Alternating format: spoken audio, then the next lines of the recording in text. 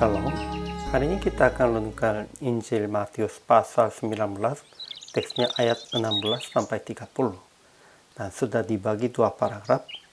Paragraf yang pertama ayat 16 sampai 22. Seorang muda yang kaya maju kepada Yesus dan bertanya, perbuatan baik apakah yang harus kuperbuat untuk memperoleh hidup yang kekal? Yesus berkata, berikanlah segala milikmu kepada orang-orang miskin, lalu ikutilah aku.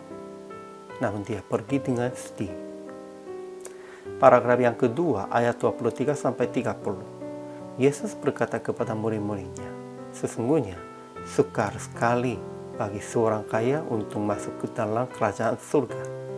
Tetapi setiap orang yang karena namaku meninggalkan segalanya akan menerima kembali 100 kali lipat dan akan memperoleh hidup yang kekal.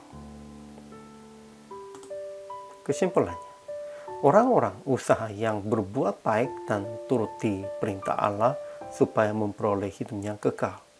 Seorang Buddha yang kaya juga maju kepada Yesus dengan pikiran ini. Tetapi Yesus membedakan yang berbuat baik dan turuti perintah Allah. Seorang muda itu telah turuti perintah Allah yang mengasihi sesama, tetapi masih merasa kekurangannya, sehingga dia datang kepada Yesus. Yesus berkata, jikalau engkau hendak sempurna, berikanlah segala milikmu kepada orang-orang miskin, lalu ikutilah aku. Namun dia pergi dengan sedih. Yesus menjelaskan dengan perumpamaan seekor unta masuk melalui lubang jarum. Manusia tak bisa dapat hidup yang kekal dengan perbuatan apapun. Keselamatan kita hanya melalui anugerah Bapa-Nya. Ajaran tentang Allah yang pertama, Yesus berkata kepada seorang muda yang kaya, jikalau engkau ingin masuk ke dalam hidup yang kekal, turutilah segala perintah Allah.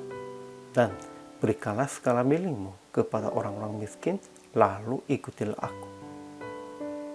Kedua, Yesus mengajar kepada murid-muridnya, lebih mudah seekor unta masuk melalui lubang jarum daripada seorang kaya masuk ke dalam kerajaan Allah. Tetapi setiap orang yang karena namaku meninggalkan segalanya akan menerima kembali 100 kali lipat dan akan memperoleh hidupnya kekal. Ajaran tentang manusia. Pertama, seorang Buddha yang kaya bertanya kepada Yesus, Guru, perbuatan baik apakah yang harus kuperbuat untuk memperoleh hidup yang kekal? Setelah mendengar jawaban Yesus, dia pergi dengan sedih sebab banyak hartanya. Kedua, Petrus berkata, kami ini telah meninggalkan segala sesuatu dan mengikut engkau. Jadi apakah yang akan kami peroleh? Memang dia akan kembalikan 100 lipat lebih, namun daripada apapun. Mereka, Petrus dan murid-muridnya sudah menjadi hambanya Tuhan dan sudah menjadi anaknya manusia, anaknya Tuhan. Ya, sebenarnya ini penting. Ketiga, banyak orang yang terdahulu akan menjadi yang terakhir dan yang terakhir akan menjadi yang terdahulu. Sehingga pentingnya apa? Jangan ingin menjadi terdahulu, hanya mengikuti jalan Yesus saja. Aplikasinya, pertama, meninggalkan segala sesuatu harta milik dan kuasa pun dengan melayani orang-orang miskin. Kedua, jangan ingin menjadi orang yang terdahulunya dan usaha hanya mengikuti Yesus sesuai dengan bimbingannya.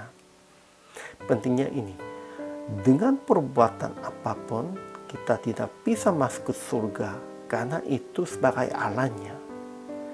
Pentingnya kita harus berubah dan kita harus diubahkan identitasnya. Sekarangnya manusia biasa, namun kita identitasnya harus berubah anak Allah. Hanya itu sajanya, hanya satu syarat untuk masuk ke surga, hidup yang kekal. Jadi PR praktik hari ini, Jadilah sempurna dengan mengorbankan milik untuk orang-orang miskin dan hanya mengikuti jalan Yesus dengan mengorbankan diri.